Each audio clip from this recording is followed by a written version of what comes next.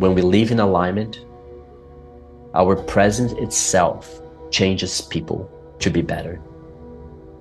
When we show up with integrity, people feel inspired to change their lives. We're all teachers.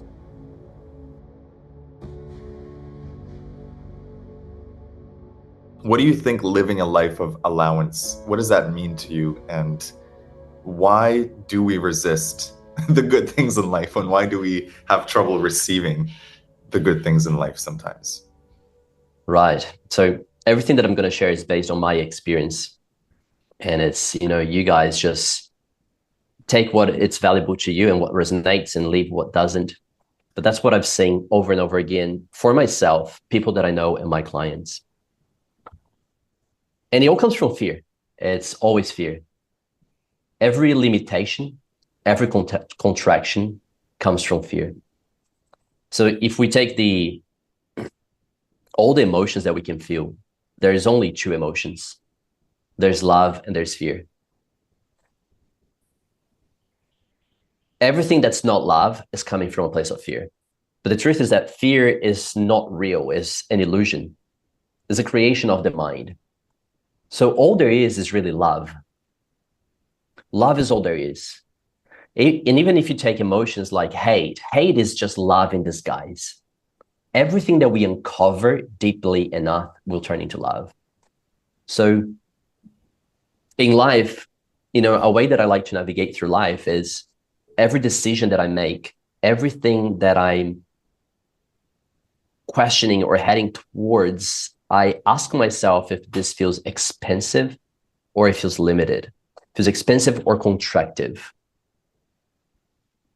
Any decision that I make that is bringing more contraction into my life, I know that I'm creating this out of fear. But that comes from the need of controlling. So everything that we're trying to stay in control is because we are not trusting life itself. We're not trusting our path. So we have a perception that we know better. And if I am in control, I'll be able to handle life. But that is coming from a place of fear. So the path is just to acknowledge the fear, notice it's there, but understanding that's not real.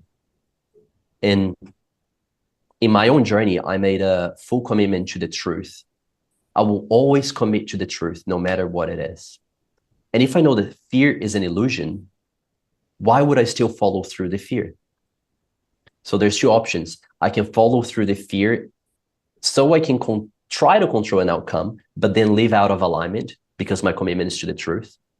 Or I live in alignment and integrity with my values, and I follow the truth, which can't be fear.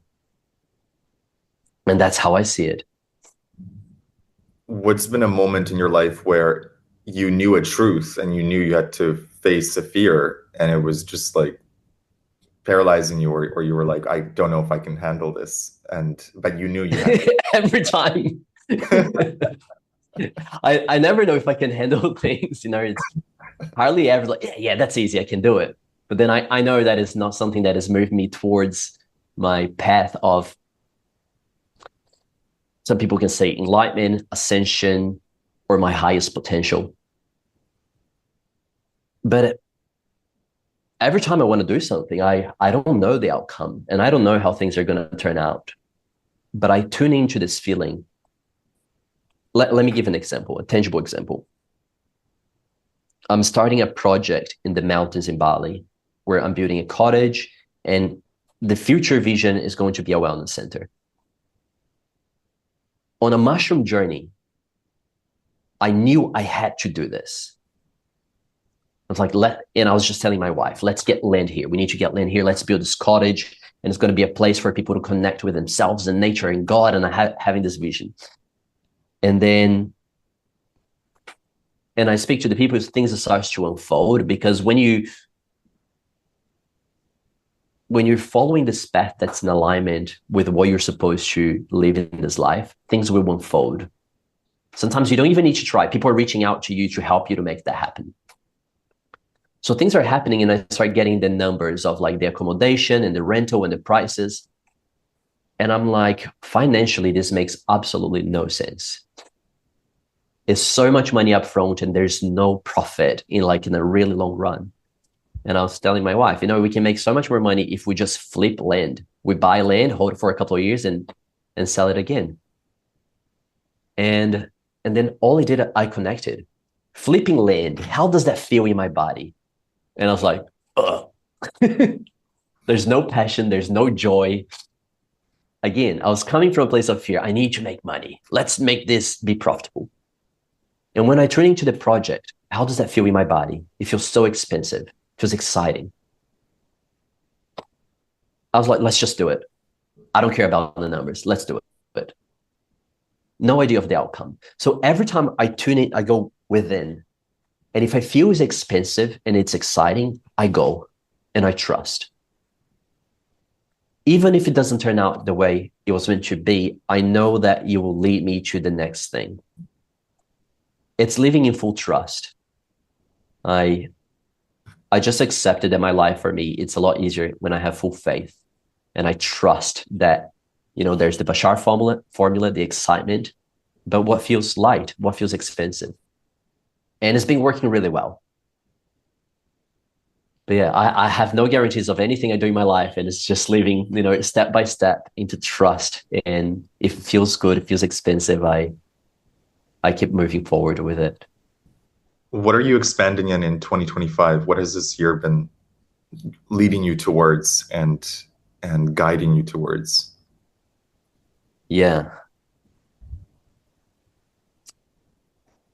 It's been a wild journey, right? So at the beginning of the year, on the third day of the year, since last year, I'm sitting with something that I'm like, there's something that I need to know about my life. I'm going to let you guys in what's really been happening internally. It's been like a massive shift.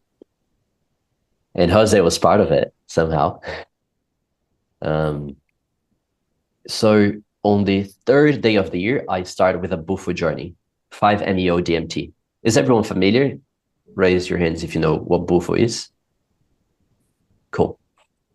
So Bufo is the medicine of the frogs, the toad, and is the purest form of DMT. And I've done a few sessions before, and it's been very transformative. And I just have this inner feeling that there's something that I don't know and I need to know. And it was really bothering me. It's almost missing a piece. And then I go with my shaman, who I trust. I do Bufo, and I've done 5 hits in this one session. And I'm exploded in pure consciousness. And all I'm sitting there is, all there is here now. You've got this. And I'm like, I know, but it's beautiful. Thank you. But I'm seeking an answer and you wouldn't come. And I kind of left the session even more frustrated. It was good in a way, but there's something missing. And then I met this amazing shaman here in Bali. And I have the most profound ayahuasca journey. So I had 2 sessions of ayahuasca, 1 night of San Pedro. And it was incredibly giving. So the relation that I've made is that Bufo itself doesn't have a consciousness. So if you guys are familiar with mushrooms, we're working with the mycelium network. It's a consciousness of its own. And they are tapped into, other realms, and we can download information that's not only coming from within. Sometimes it's within, sometimes we're channeling. With Bufo, it was just me. It raised my consciousness, but there was no messages coming outside of me. And it was almost like, yes, within me, I've got everything that I know, but it's time for me to receive something from the beyond. And then during this journey, I've received so much. And that was my second time doing ayahuasca only. And I used to be the kind of person who says, I only do 1 night. I do ayahuasca 1 night, I get my lessons, I integrate. And I ended up doing 3 nights. A month later, I came back and I did it again. 2 nights of ayahuasca, 1 night of Wachuma, San Pedro. That was 3 weeks ago. And that showed me how much we can receive. There was moments I was like, I don't even think I could receive more. It feels like this was beyond everything that I was asking to receive. And ayahuasca would come to me, if you want more, we can give you more. Do you feel ready? And I was like, oof. And then the fear, like, okay, I want to control everything that I'm receiving, because how am I going to embody and how am I going to apply this into my life? But if we simply trust that this is changing us from the within, and we will be able to use that when it's needed in the present moment, we can simply open up to life. And it's really infinite, the amount of things that we can receive. And I kept opening myself up. Yes, I'm open. And it was be this rush of information and knowledge and wisdom beyond words can explain. And that showed to me how much more I can still receive if I am living in this openness of constantly receiving. And the opposite of that is the controlling. And I'm going to get back to your question, James, which I'm doing another journey this weekend. Oh my God. And I feel there will be a closure. Yes. I'm loving to tap into the infinite possibilities that's there for us. All we need to do is to allow full body and heart and spirit. So, we are in the fourth month, pretty much third month of the year. And like all of this has already happened. And through this journey, I really download my next program that I'm launching with my partner, Ella. And which is my soul's mission in this life. So it's like, I finally found what is my soul here to do, which feels incredible. And I lived my whole life for this moment, basically. The moment I received that, I was like, thank you. That is, for this 33 years of my life, that is exactly what I wanted to know. And now I do. The plan for your course, or what was the nugget that you got? The plan, the vision, and what I am here to do. Mm-hmm. And so basically, in the second journey, so I felt the thing that I struggled the most in my whole life was authenticity. I lived a life extremely self-conscious. It bugged me for all my life. I was so self-conscious. I would go in a space and I would be tuning in. It's like, people are thinking this, people are thinking that. I'm reading the room and it was really heavy.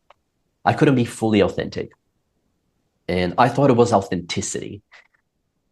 Then uncovering on my second journey, I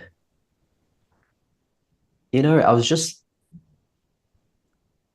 visualizing this beautiful field, and there was an eagle flying, an eagle.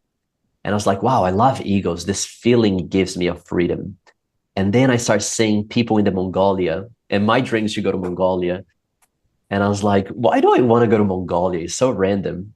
And I would just imagine myself riding horses with an eagle in my arms with the natives. And I was like, why do I love this so much?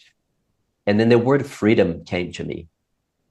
And the moment that the word freedom came to me, I was just bursting in tears. And I was like, why am I crying so much? I know that freedom is my main value in life. What is so special about it? And I received the message, I'm finally free. And at that moment, my entire reality collapsed. And it feels like day one of life moving forward. And I found freedom in so many ways in my life. I live anywhere I want. I have financial freedom to a certain extent. There's always money. My business is doing really well. I work from anywhere I want. But I've never had fully internal freedom. I was never fully free. And all the cages that I was living in, I've created for myself through programmings, societal programmings, and there's a system of control of humanity. And I bought that in, and I created my own systems of control of myself. And through letting go of my judgments, my resistance, my ego, I was able to find my inner freedom. And that was beautiful. And at that moment, I realized that that's what I'm here to do. I spent 33 years finding this freedom. The next step is helping people to free themselves. And you know, when you find your mission, when your mission is so exciting to you, which I was like, what? This is my mission? I love freedom. And like, yeah, you chose this. And I was like, yes, let's go. Um, so I've been working so deeply into this program and putting everything together and breaking down and allowing it to simply be channeled through me. You know, there's, you know, I connected to my spirit guides to the point like I know their names, I can see their faces. Woo. And, you know, the medicine is there with me. Ayahuasca is supporting me on this journey. So it's a beautiful process of creation now. And then the second stage is this cottage that we're building in the mountains. And it's going to be called the Inspiration Nest. And I'm creating this space for the same way I would go to the mountains to do my mushroom journeys and connect with myself and nature. The place wasn't fully designed for that, but it was good. But I'm creating a place that is fully designed for that. And people should deeply connect with themselves, take their medicines, whatever they want. And which eventually is leading into a wellness center. So we're already planning to build a shala. There will be a sauna and hot bath, like beautiful view in the mountains. And eventually there will be a retreat center. So people can come and we're going to do some workshops, plant medicine and everything. So it's just unfolding. It's beyond what I can grasp, but then it comes to that stage, you know, when we're allowing things to happen to a certain extent. As you can see, I barely have control of what's really happening. Is that commitment to being guided through this path and taking each moment at a time, each meeting that I have to do at a time. And I'm not trying to have everything figured out because I know that things will unfold as they should because I am in a path of alignment. So I think the easiest way is to find alignment in our lives that we can trust to surrender to something that is not out of the course. And that's how it's been. Amazing. Amazing. Just so much to share. How are you integrating these ayahuasca journeys? Because one of the things I find when I do ayahuasca is I get taken so high and so deep. And I, like the last one I did, I had the exact same feeling you described. So many blessings in that ceremony that at some point I was sitting up and I had to lay down because the force of the blessings was so strong. I was like, I cannot receive this much good. Like, let me lie down. Yeah. And but then coming back to the 3D and you're sort of pulled back into, you know, your habitual environment.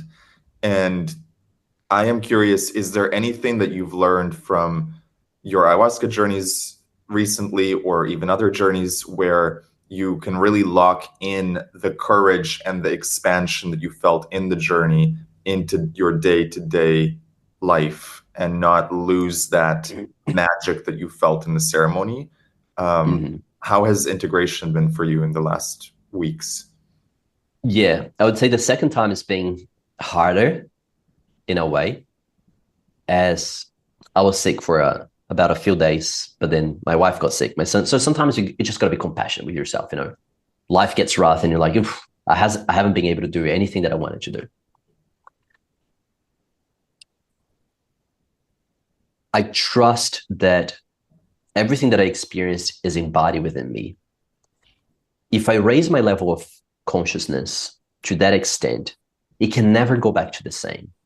So a big part of me is not to try to, you know, incorporate everything. Is, you know, is understanding sometimes I go unconscious.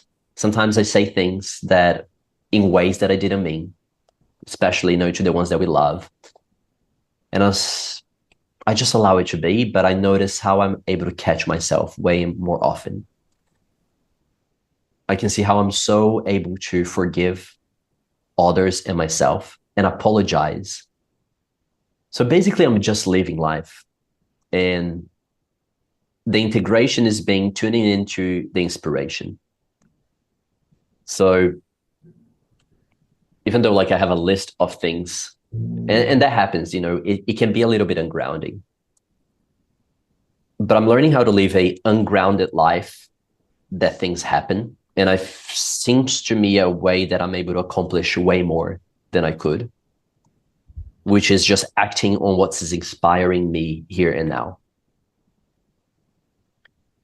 The more I do this, the more opportunities show up to me. I'm just testing life, basically, I'm like, cool, I had structures that worked for a long time, but right now I'm just going to fully surrender to this and see how things turn out, because that's what my intuition is asking me to do. For me to do this with trust, and that's the message I received. I don't have to do, I choose to do a ritual every morning that helps me to stay connected.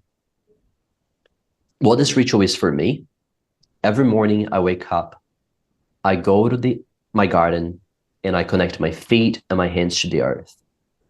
And I connect to the nest of everything.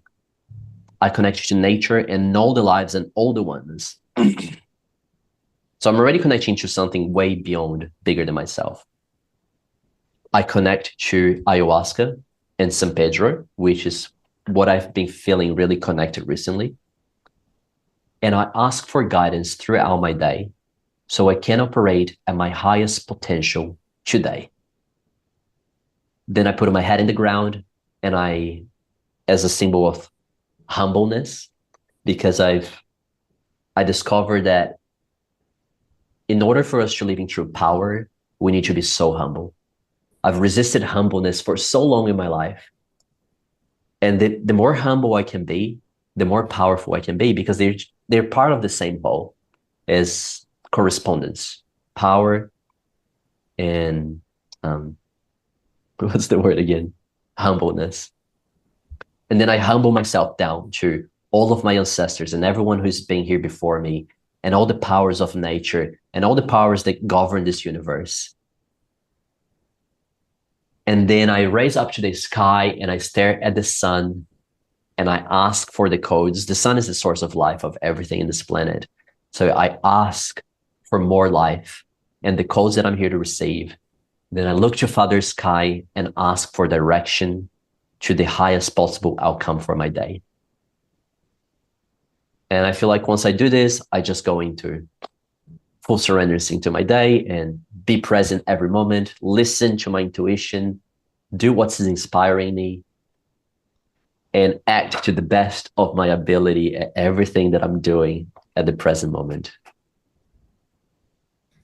So that's been my integration.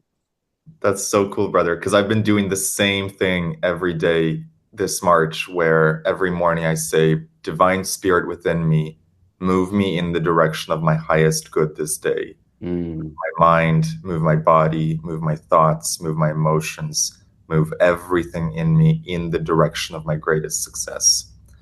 And I've been calling in acceleration, like universe accelerate me. I call it destiny acceleration.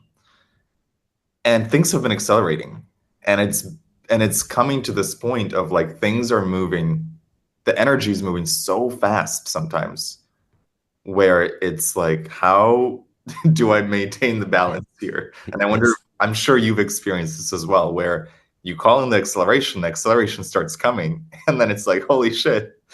And then the control part of me is like, and then trust and surrender and flow. Can you talk a bit about how do you surrender to the flow when the flow picks up speed and momentum and the acceleration is happening? How do you stay in balance in your life? Yeah.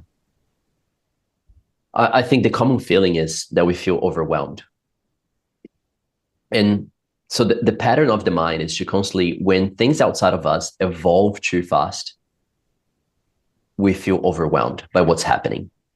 we only feel overwhelmed because we are trying to make sense of what doesn't make sense, which is life itself. On the other hand, is when we grow so fast and the environment around us hasn't caught up to that, and then we feel impatient. Impatience, the pace things are going with people around us, and it's time for me to create a new environment. And this pattern will keep repeating: overwhelmed, impatience. I would say as this just signs. If I'm feeling overwhelmed, I'm like, life is expanding really fast. If I'm feeling impatience, I'm like, okay. I usually just take inwards. I'm like, just practice patience. We are all learning. We're all at our process. And that's what it is. It's staying on the receiving mode is, James, when we were at dinner the other night, and it was pretty much like the final question, and I had to go home. But is instead of like, okay, I can't keep receiving, like things are going too fast and we want to shut down because we want to start to make sense of things. We want to control and we want to, okay, my nervous system feels good. It's one way to do it. Nervous system regulation is extremely important. Another way to do it is asking a question instead of shutting it down. And what would it take for me to keep receiving all of this and integrate all of what's happening in my life? The moment that we ask questions that are expansive, we start to finding the answers. Okay, maybe I can just do a breath work in the morning, stay really grounded. Those little things, and it's all about little practices. It's all about staying present all the time. When we are present, there is no overwhelm. The overwhelm only comes when we start to picture the future. Because if all of this is happening in life right now, but all it's happening in this present moment, I'm sitting and talking, there's no stress. That's all I need to do right now is to be here with you guys. So I see this practice as simply allowing life to happen. I'm still open to receive. I keep saying I'm still open to receive. What would it take for me to integrate all this journey? What would it take for me to keep receiving and maintaining a regulated nervous system and live with peace? And what it really comes down is practices that bring me back to the present moment. Can you share some of those practices? I assume one of them would be breath work, but can you share what typically you turn to when you feel overwhelmed? Yes. So I will recommend straight up this guy. He's one of my mentors. I work with him as well on his team. His name is Mike Chang. And Mike Chang, he has created this morning practice, which is a all-in-one practice, basically, which encompasses the body, the mind, and emotions. I created my own version of this practice that suits my day-to-day, but it's basically, it's picking the best of all the practices that we know in the world: yoga, Kriya yoga, meditation, breath work, strength and endurance exercises, mobility exercises, and so on. So I do his practice every morning, which is called Flow 60. And, I start with a lot of jumping and shaking the body. There's a lot of somatic release, moving the energy in the body, tapping the body, which is Kriya yoga. I do that every morning. I massage my eyes, my tongues. I massage all my face, lymphatic drainage practices. Then I do some strength exercises to really get into my body. I do mobility exercises to help to relax my body. Here's the main thing: we gotta live in a relaxed state. If our body stance is holding on to negative emotions, is holding on to tension, and it creates more tension. So basically, all we need to do is to relax the body all the time. Even if I'm meditating, I used to sit straight up because I wanted the juice to flow into my spine. But when I'm sitting straight up, I'm tensing my body. So that in itself is not allowing the energy to flow through.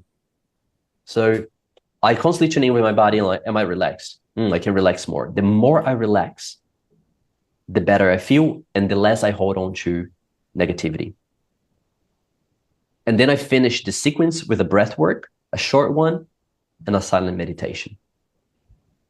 Another thing that I do is rapé, shamanic tobacco from the Amazon. I very consciously, because there's nicotine and it can be addictive. But since it's such a sacred medicine, if you are getting addicted to it, you get the message right away. Knock it off. All right. So rapé is a powerful medicine for grounding and presence, breath work, meditation, exercise, and time in nature. In the sun, especially. Anytime I'm getting in my mind and I'm like, oh, I need to do this, I need to do that, I'm like, there's nothing that I need to do. All I need to do is to relax. And then I put my beanbag in the garden, I lie down in the sun, I'm like, that's what a human being is supposed to do. Stare at the sun and be there. Okay. All the messages come to me and I'm ready to keep going. I want to go back to the retreat center that you want to build, the wellness center. And you look at it and you're saying to your partner, this makes no financial sense. But then there's this thing inside, well, we got to do this anyway. Yeah. Talk to me about that, because I'm sure I think I've experienced that, and maybe people on this call have as well, of this makes no financial sense. And how do we continue to trust and move forward, especially as entrepreneurs, when we're sort of used to thinking about finances as well, and used to making decisions that are smart financially. And then here's a decision that maybe feels like makes no financial sense. Can you maybe talk a little bit more about the nuance of that? Absolutely. So just for context, I come from a family from Brazil, middle income. But in Brazil, we live in so much scarcity. It's just the way that we grow up. It was a scarce resource country in a way of finances. So my parents was like, my mom she goes to the supermarket with a list of things of what we can have. This is too expensive. It's like, we're not eating out because we're eating at home because we can save more money and all that sort of stuff. So I still have those thoughts in my mind of, is this financially responsible? What I realize is that when we are so connected to ourselves, there's two things. Once, poverty is just a lack of consciousness. Once we understand that there is no lack in this universe and there's an abundance of everything, we understand there is no lack. And then it's how we apply this on our day-to-day basis. Because the programming is always, if you are irresponsible with your finances, if you overspend, in the future, look what's going to happen. Look at this person, But what I noticed is the examples they would use is people that they wouldn't spend their money consciously. So again, it all comes back to raising our consciousness. Right now, even though those things are still here, I'm like, I don't care about anything that comes to how much it costs. Do I truly want this? Because I really don't buy a lot of stuff. I don't want a lot of things. That's part of me. I'm like, I don't need it. Pass. But, if I go to a restaurant, I don't look at the prices. I look at what I want. I want this. I'll have this. Because I truly believe that I will always be supported. There will always come more to me. Then the same thing comes to this project. That the programming is there. And I think it's a responsible thing to do. And if that helps you to make an even more informed decision, perfect. I went down and I crushed down their numbers because it's a responsible thing to do in business. Which shows you even further how much you want something. It's almost like flipping a coin. You have two options. You flip a coin and then it falls down, like, yes, because you want the other thing. You're like, why are you flipping a coin if you already know what you want? So, it strengthened even more how much I want to do that. So I checked the numbers and like, that makes no financial sense. It's like, it's going to be so much work. It's going to take years for us to make the return on investment. And it's like, there's so many easier ways to make this money. But we're not here in this planet to make money. We're here to experience life. And I wanted the experience of the adventure of building something in the mountains because I want. So like the secret of life is do what you want. So I was like, I want it. Why would I limit this beautiful desire? And my partner also really wants it. I'm like, you know what? Let's just do it. If it doesn't work, we pass it on to someone else. We release the land. We find a way. And it's connecting to creating more experiences in life. The more experiences that we have, the more we learn, the more we grow, the more we evolve, and the more people we support. You know, if I were to buy a piece of land and then flip that land, I would probably help one person who got the limit. I probably wouldn't even help them because I'm just selling for a higher price. So energetically, that is not a transaction that I want to do. I want something that's mutually beneficial in all parties. So the money will always be there.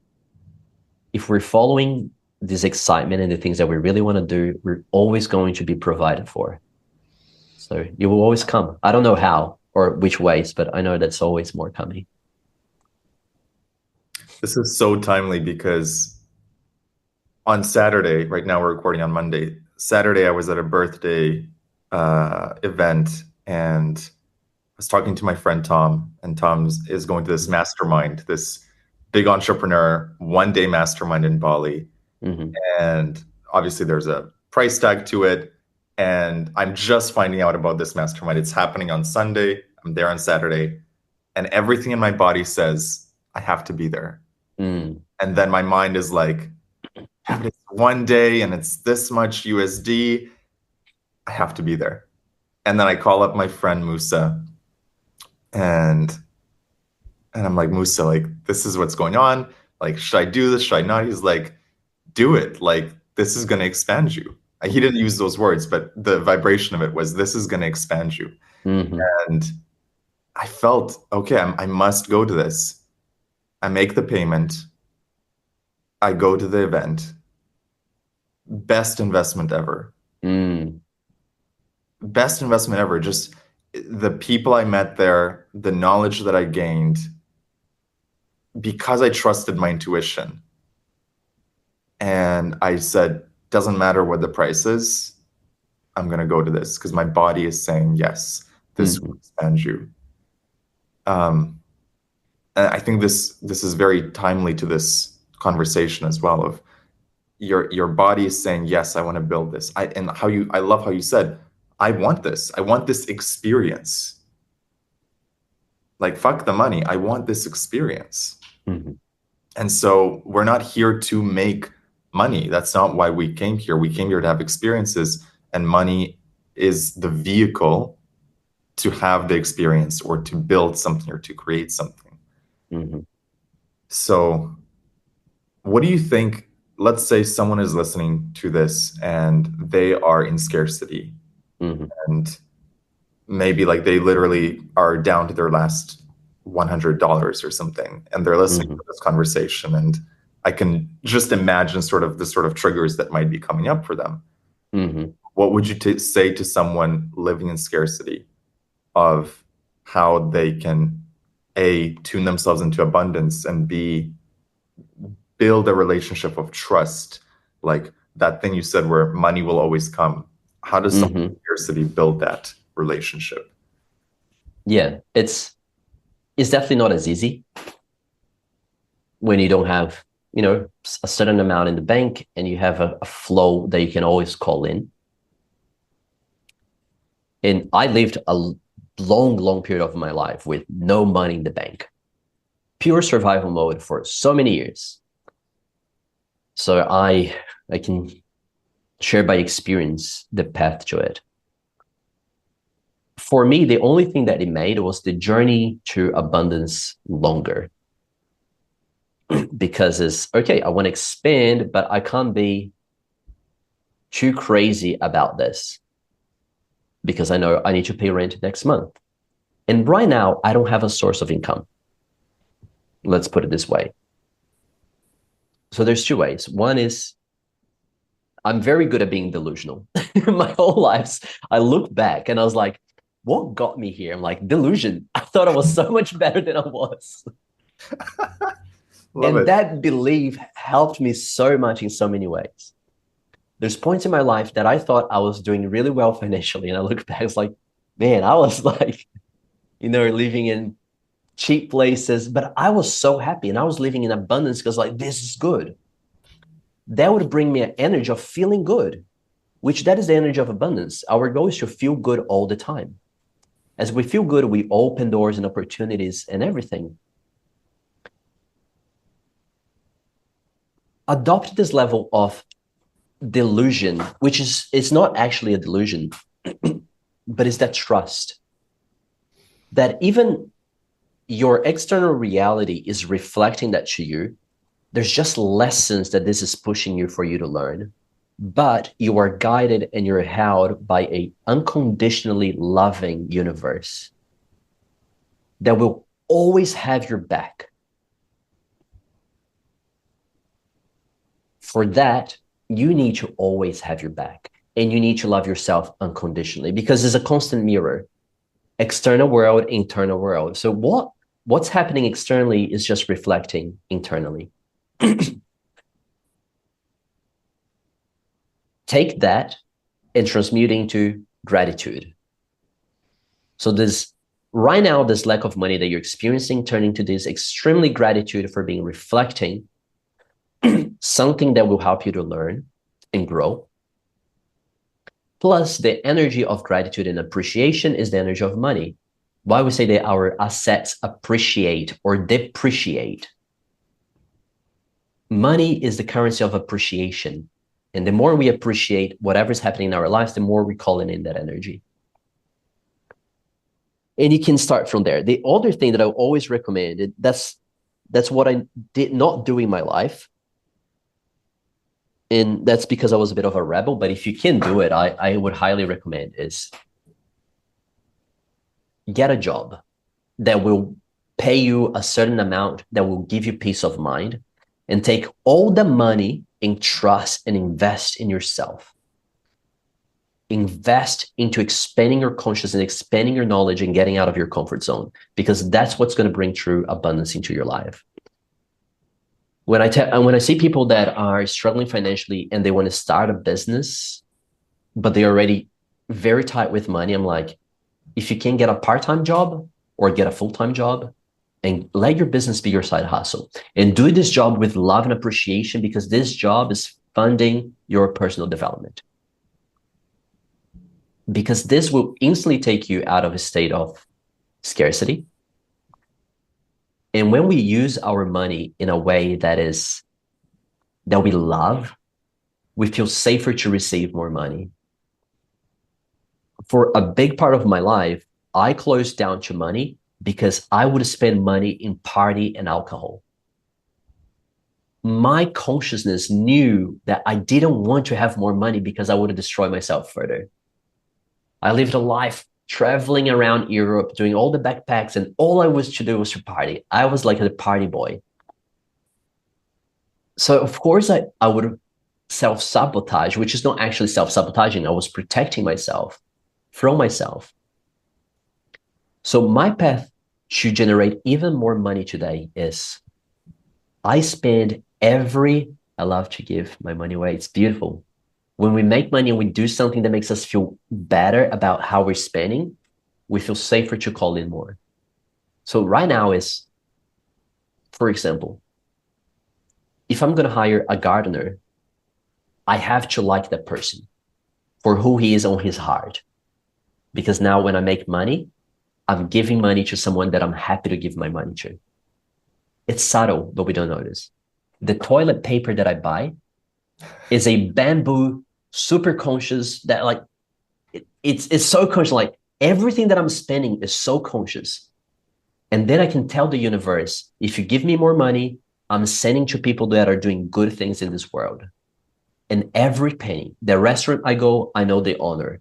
I know their values. I know their principles. The food I buy, I know the farmers. It's that level of spending the money that has been helping me to be like, yes, just send me more money. I'll do great things with it. The questioning is not there anymore. And that is my journey. That's what helps me. I can't cut corners anymore. I can't just, oh yeah, that's cheap. I don't know who this producer. I'm just gonna buy from this person, because I know that the moment I'm doing this, I'm saying no to more coming. It's my consciousness, right? I I love I can't pretend it. I love that. One of the mentors I have, she calls it she says, I'm a good custodian of money. So of course Mm, more comes to me because the mm-hmm, universe knows, and her body and soul knows that she is giving money away to people that need it. She's spending it in intentional ways. And mm-hmm. so it's like her nervous system and her soul and her subconscious mind is allowing the reception of more because there's a very, very strong belief of I am a good custodian of money. So of course I have more of it. Um, what about, let's say someone is doing well financially and they want to expand their wealth further. This is where I'm at. It's like Mm-hmm.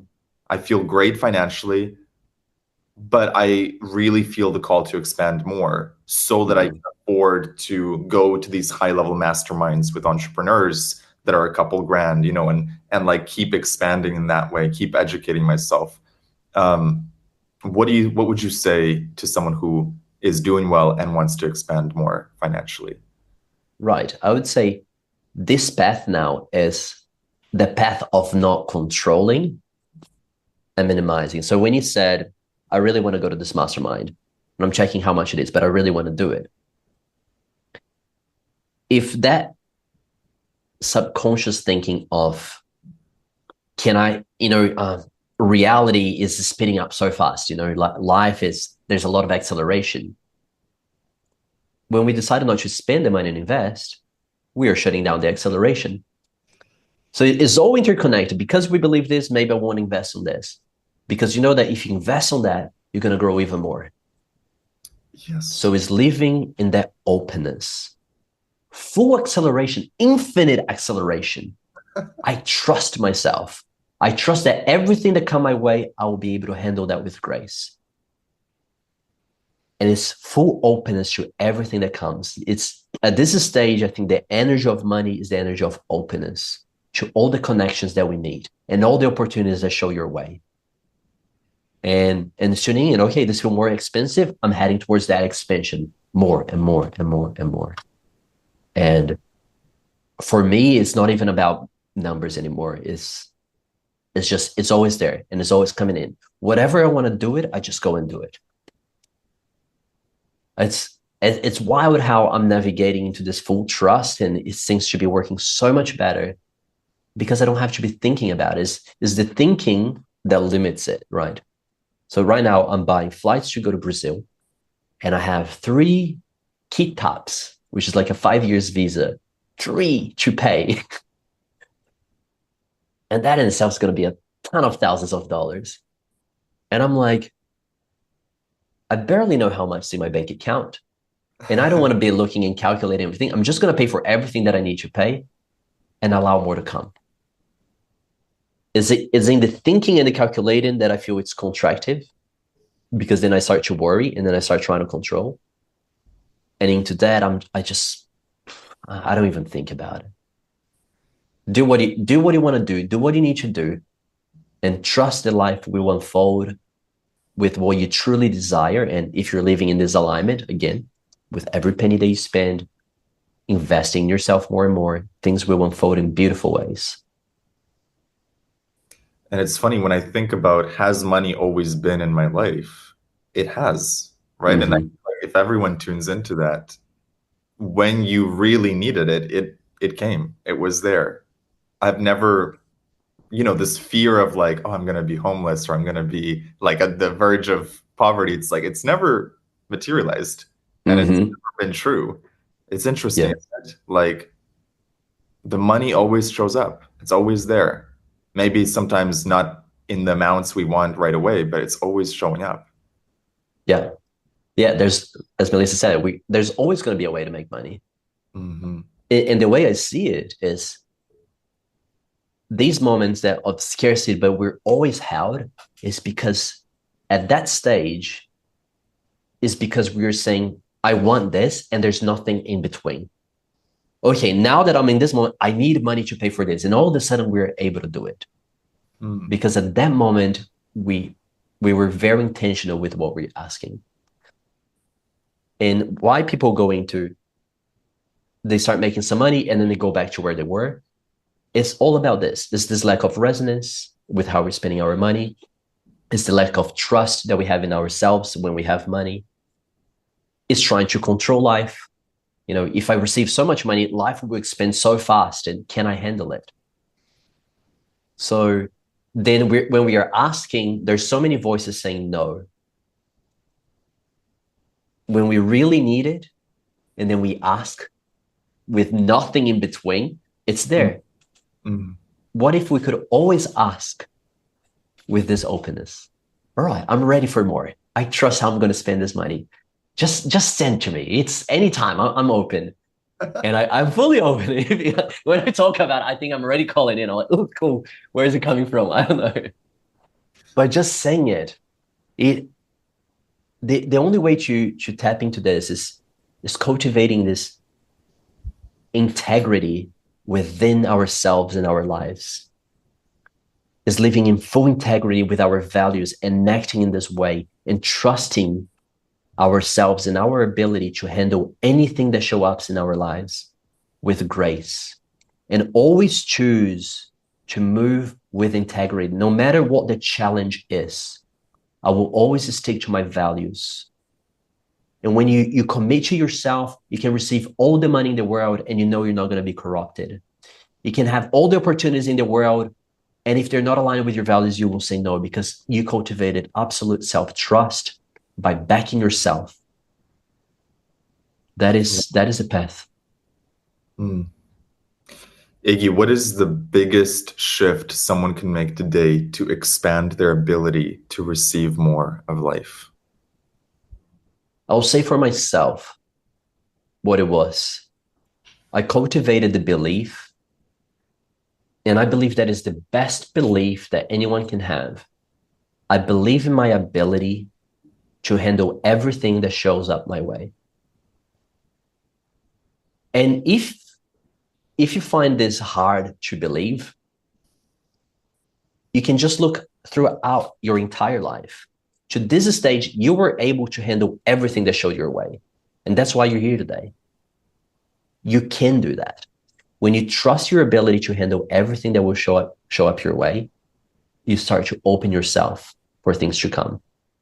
We stop thinking about, oh, what if this happens? Like, I don't know if that will happen. But whatever happens, I know I can handle. Because the universe, God, will only give things that you can handle by nature. It's impossible for you to receive something that you cannot handle. It doesn't exist. We can handle everything. And living in the self-trust is living in openness. That's the single most important belief, I would say. I love that. I love that. I believe that as well. We are only given that which we are able to handle. And I see that in my life.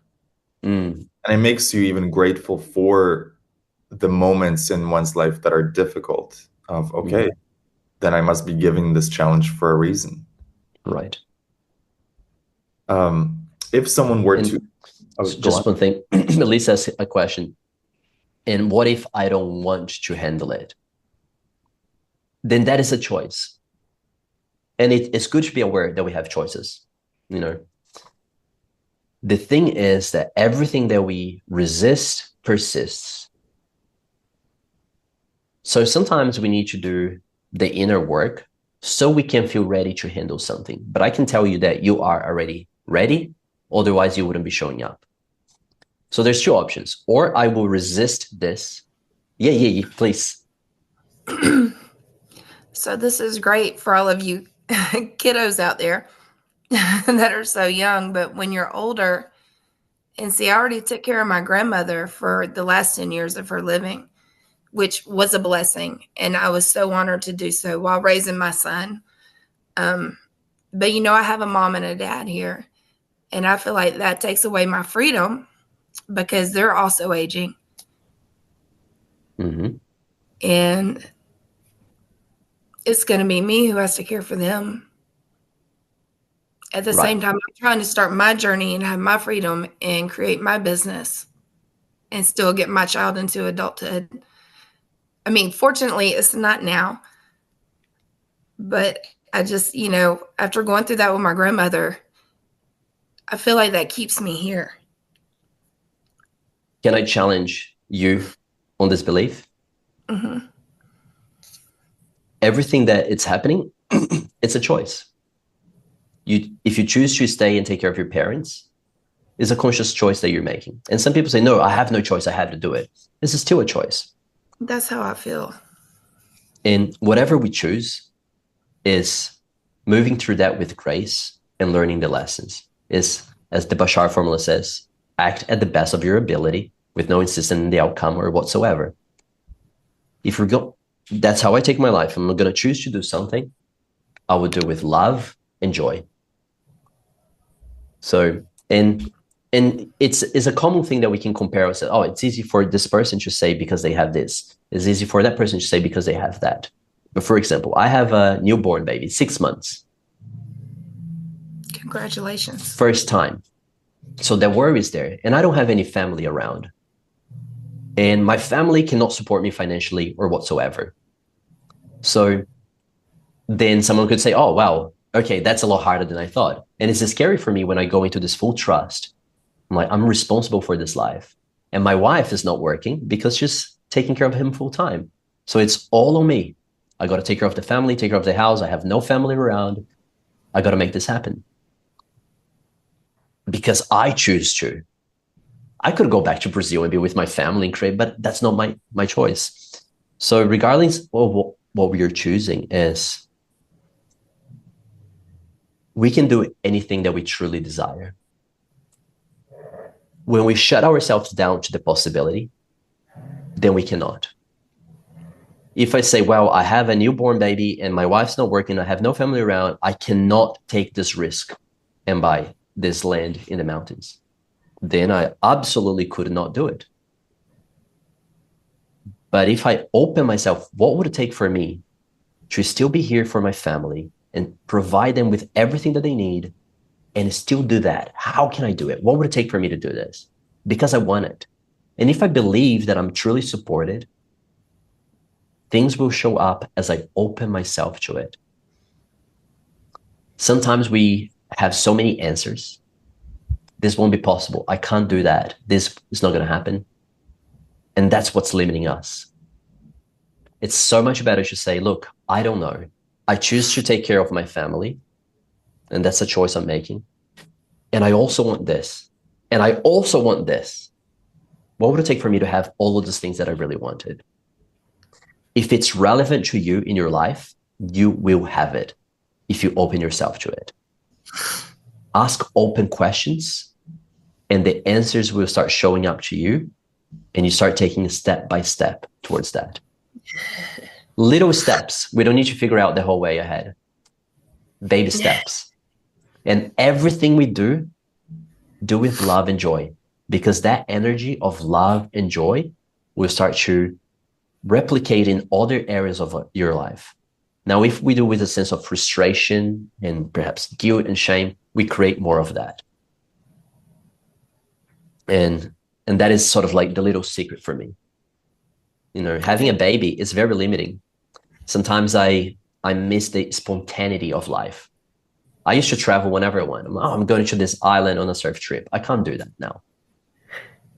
But when I'm on a Saturday all day taking care of my baby, and I'm like, gosh, I just want to go surfing. I look him in the eyes. I'm like, you know what? Daddy's going to be here with you with all the love and presence you deserve. And I turn that into a beautiful day, an opportunity to bond with my son. That's beautiful. Wait till he's 16. Yeah, I'm ready for all phases. It's humbling. Thanks for sharing, Melissa. Iggy, that was so beautiful. I love how you said it's all a choice, and if it's relevant to you, and you open yourself up to it. And this is what I've been affirming in my life as well, is God, I am open to miracles. I am open to breakthroughs. I am open to acceleration. And just in the act of saying that out loud, especially the first time I did it, I almost had a realization of a shift of, was I not open to miracles before? Like by saying it, I actually felt the openness expanding. Mm. Oh, wow. I'm more open to miracles now than before by affirming this. Mm-hmm. And have you felt this as well in your life as you open yourself up to more trust, more flow, more abundance? You are speaking it into existence. Yeah, it's interesting when you say the word opening myself up to miracles. I feel like there's a bit of fear.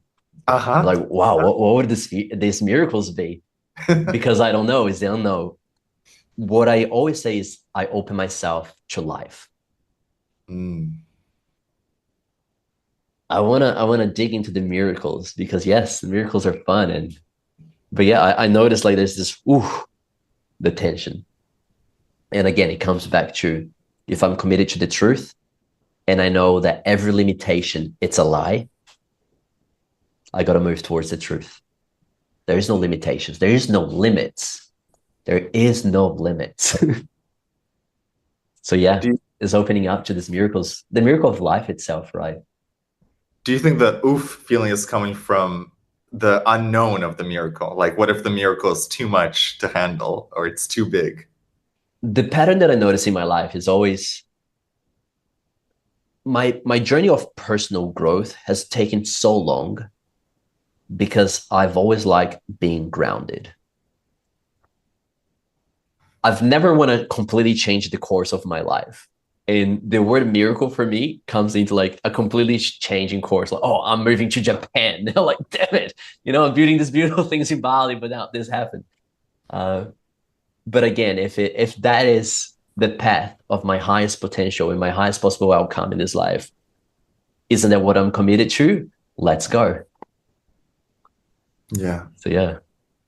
It But kind yeah, of, so I can sense this sense of like trying to control, even when I'm doing this kind of like, oh no, I really like what I'm creating in Bali. I'm like, wow, what if I have to travel around the world soon because of a miracle that comes into my life? yeah. Yeah. But as I say, I can feel I'm open.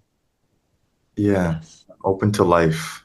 Mm, Open for my highest good. I'm open for my highest timeline. mm.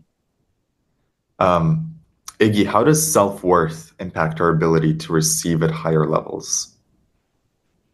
Yeah, it's absolutely that. I think that the self-worth ties back to how we're spending our money, basically. If we are not being nice to ourselves, if we're not doing good things to ourselves and we don't believe that we are worthy and we believe that we need to sacrifice, if we expand our lives, that means we're going to expand more of that, right? Mm. Mhm. So it comes back to living in a life of integrity. The more I live in alignment with my values and I follow through my values and I do the right thing, the right thing is not the right thing according to books and according to religions. It's the right thing according to you. What feels expensive, what feels constructive. You will know what the right path is. The less I follow it, the less I trust myself, the more I have to heal. The more I follow the right thing, the more I do the right thing, the more I trust myself, the more I open my life to happen and to receive. The self-worth is a journey of doing the right thing, Mm. regardless what. And again, the right thing, because we can say there's no right or wrong. Everything, life is just happening. And when we're judging things as right, this is right and this is wrong, we are limiting ourselves. But with our internal compass for our own lives, we know what's right and what's wrong. And that's all that matters. What is your deepest intention for this year? And what are you calling in deeply in 2025? I'm calling in sharing my message to the masses in ways that I limited myself before. So, this, I believe that freedom is everything. We are sovereign beings. We have no masters. And we live in a world that we have government, and we have, like it or not, we still live in a monarchy. There is one ruling force of this entire world that's controlling everyone and everything. And my mission is to help individuals to break free from that. The only way to find freedom, I've been seeking freedom outside of myself my entire life. It starts within. It's freedom of expression, freedom of being. So that is my mission. I want to see as many empowered, authentic, free humans in every level, and help more teachers to teach more, because what I truly want for the planet is ascension of the planet Earth, is making the planet Earth turning into a place of love. We still live in a dual world. So we can not only have love in the planet Earth because it's a dual world and it's just a universal law that we live on. There's no dark without light. There's no good without bad, and so on. But one thing is true, that the more we move towards love, the other side don't expand to the other side. It moves, the other side of the spectrum becomes closer to love. And my path is just make this planet a place of love and happiness. And all the people that are here sharing this work, that they can ascend into a different realm to help humanity and its evolution. So my goal is to really help as many teachers as possible to teach and share. And that will be the only way that we can really make this transition into a place of love. And we all have this power. It's the power of our voice. Beyond that is the power of our presence. When we live in alignment, our presence itself changes people to be better.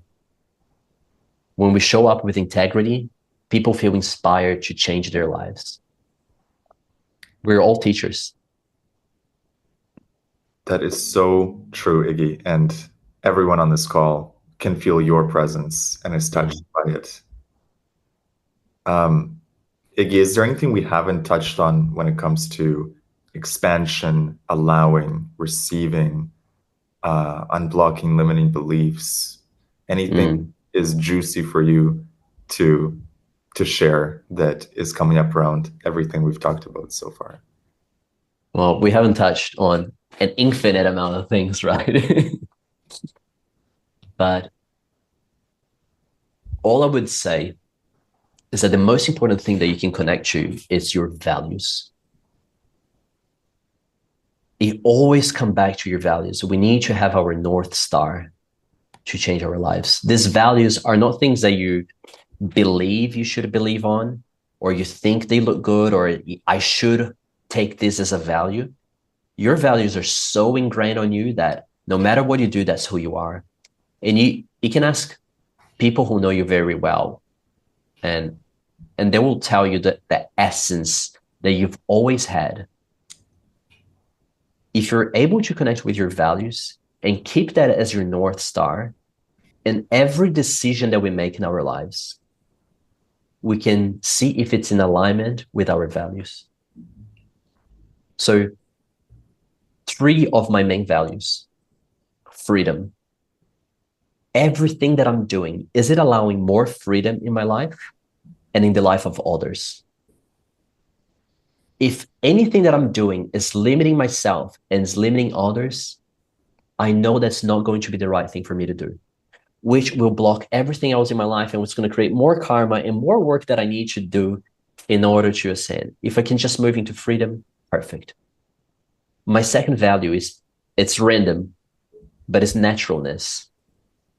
I like things natural. Expressing myself naturally. I like nature. I like natural products. So everything that I'm creating has to have naturalness, because I value that. Ask me why. I didn't think my way through that. It's like, I just like that. And that is how simple life is. I just like it. I just want it. And my next value is embodiment, is being. It's not about learning lessons, learning the theory, repeating. How am I acting based on everything that I learn?